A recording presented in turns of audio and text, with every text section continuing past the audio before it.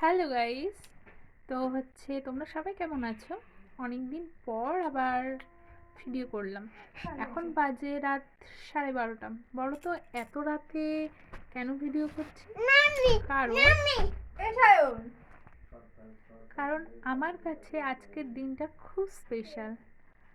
কারণ হলো এই দিনটাতে আমি আমার নিজের বাবা মা ছোট ভাই সবাইকে ছেড়ে একজন অচেনা অজানা মানুষকে বিশ্বাস করে তার হাতটা ধরেছিলাম। তো আজ হলো আমাদের 9th অ্যানিভার্সারি। তো আমি বোন ভাই সবাই এসছে।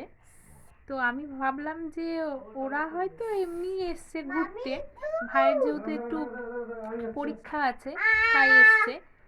তো আমার বোন যে এত বড় একটা নিজের হাতে দেখো এই কেকটা বানিয়ে নিয়ে এসছে আমাদের জন্য। তো এখন রাত 12টা আমাকে সারপ্রাইজ দিল।